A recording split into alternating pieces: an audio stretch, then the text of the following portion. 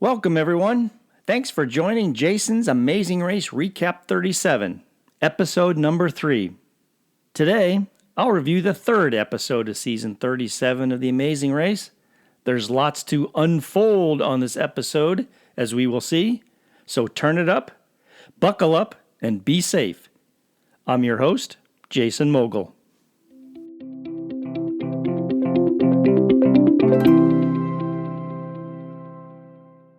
On the last episode, I mentioned that the polite phase of the relationships looked like it was coming to an end for our teams, and they were transitioning to something more emotional. On episode 3 of The Amazing Race, we see more emotion from our racers as the pressure of the race continues to increase. When we last saw the racers, they were in Osaka, Japan. Looking ahead a bit, I hope the racers are taking good notes as they race, in case there's a memory challenge in the finale. It might make a difference on who wins or who loses. Not every season has a memory challenge, but at this point, we don't know if this season will have one or not.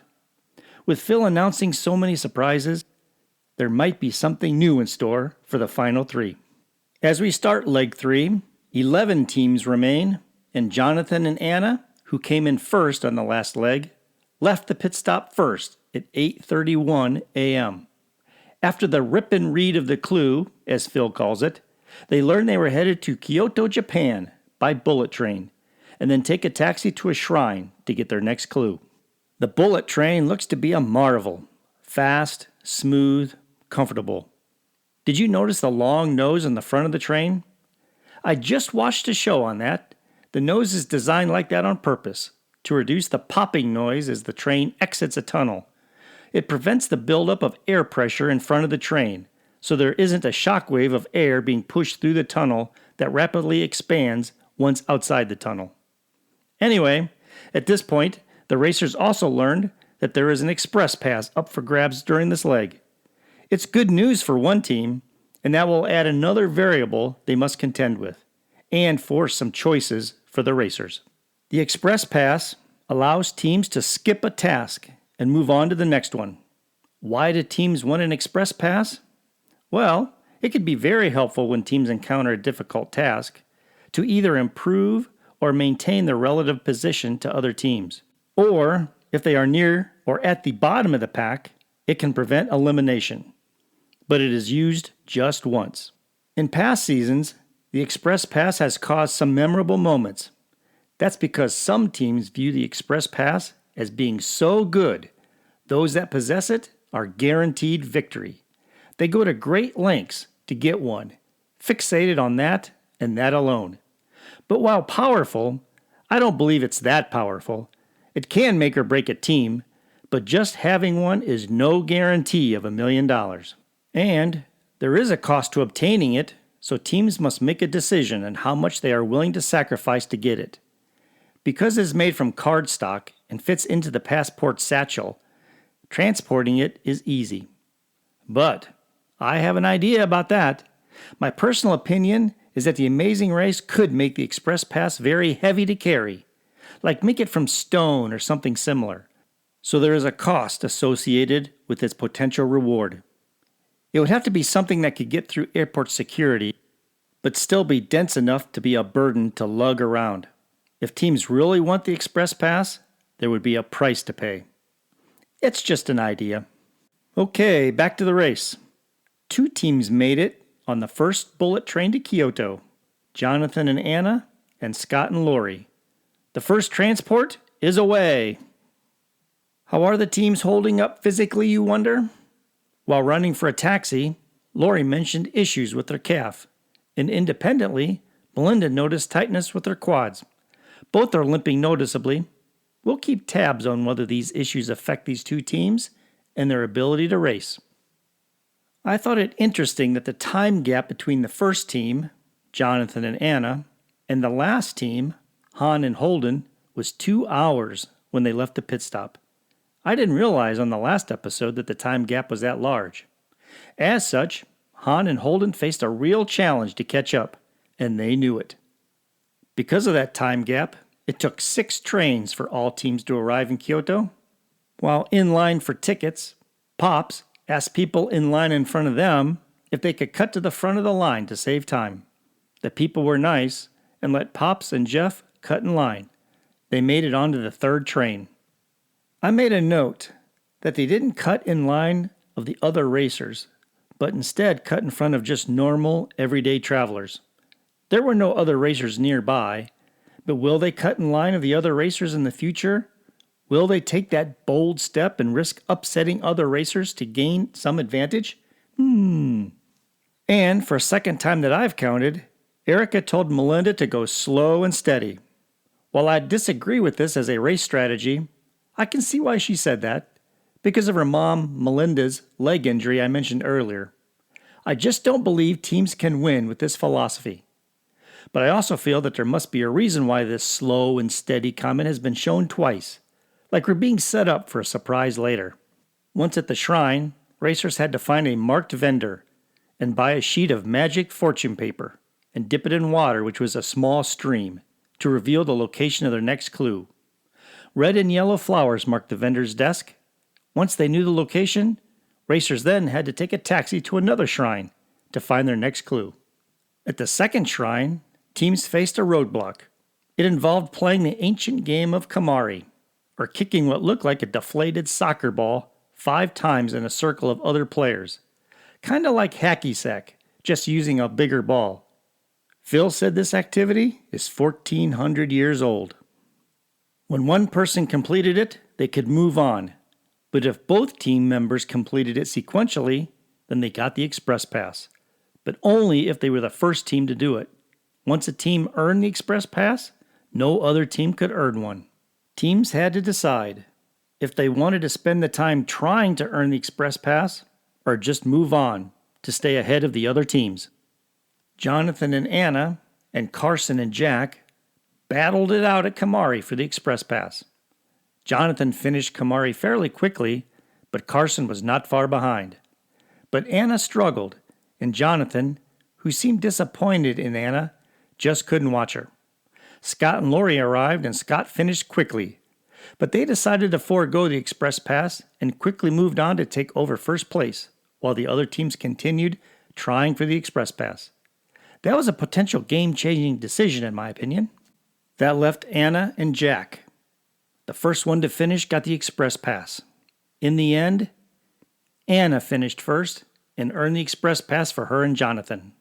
I noticed here that while Jonathan and Anna hugged and celebrated their accomplishment, Carson and Jack packed up and left in a hurry. They knew at this point they had a chance to pass Jonathan and Anna. All other teams followed, but Han and Holden were still far behind. Scott and Lori, in first place now, traveled to a temple for their next clue. It revealed a detour. Fling it or fold it. In Fling It, teams had to throw 3 ninja stars, 3 darts, and blow 3 darts at a target. It involved skill at throwing, and there was no room for mistakes. Miss the target with just one of those 9 items, and teams had to start over.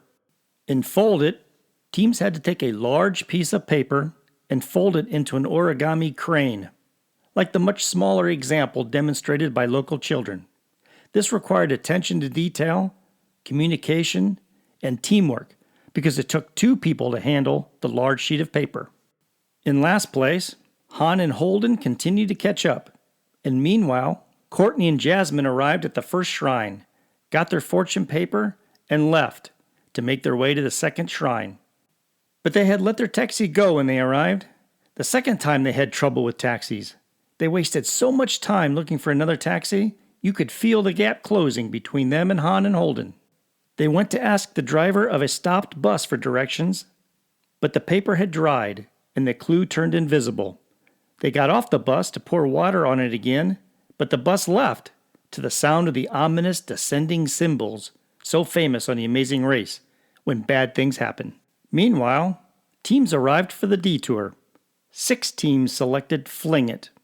Every team that selected it because it sounded cool, because it was ninja stuff.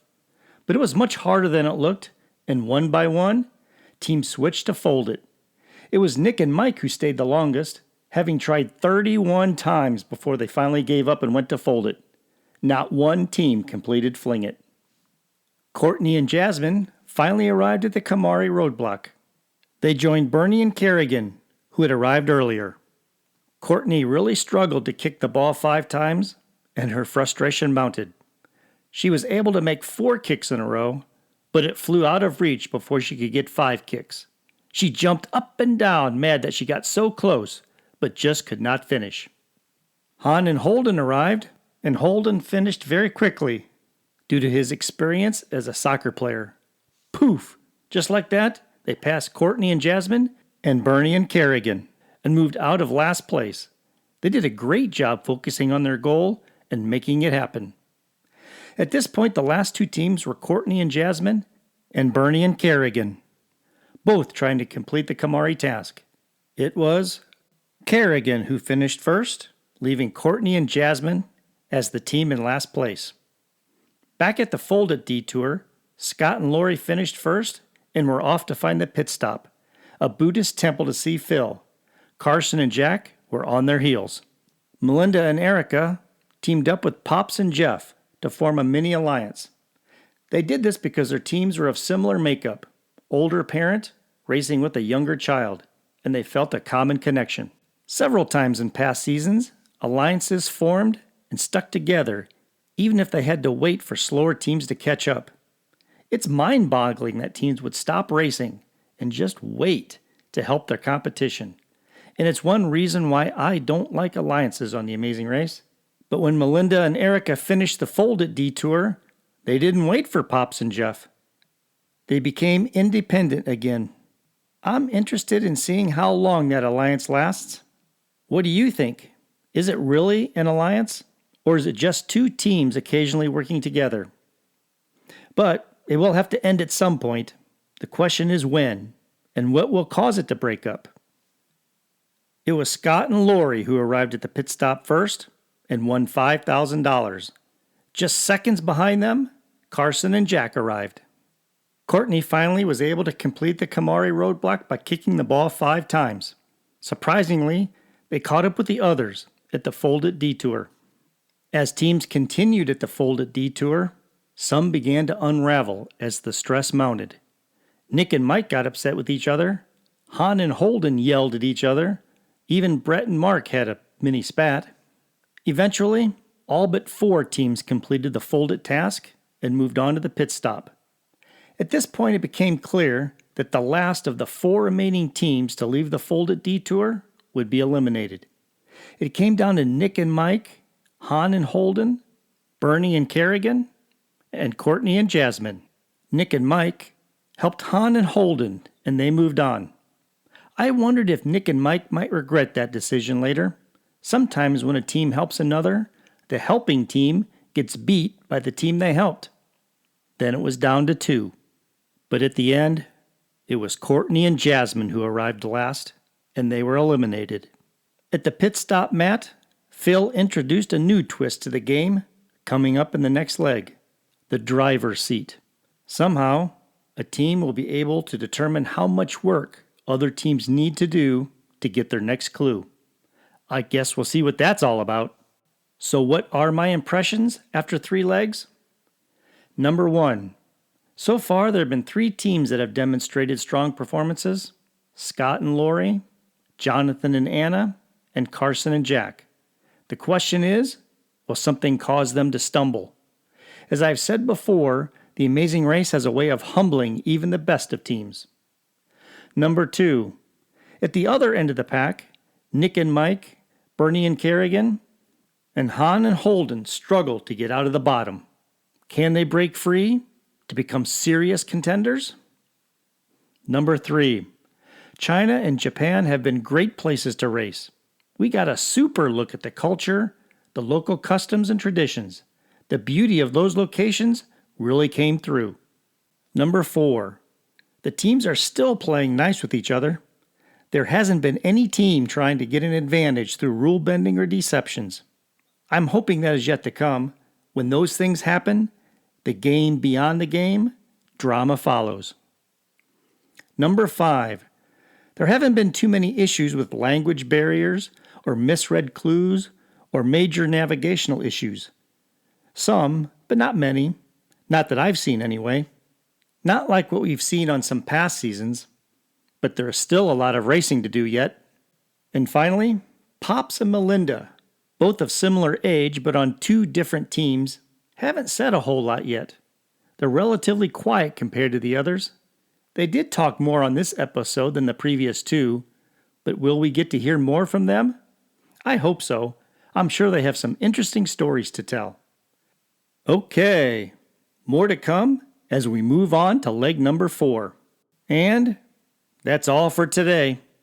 Thanks for listening, and join me next time for episode number 4 of Jason's Amazing Race Recap 37 as I discuss this driver's seat Phil mentioned and who gets eliminated next. See you then.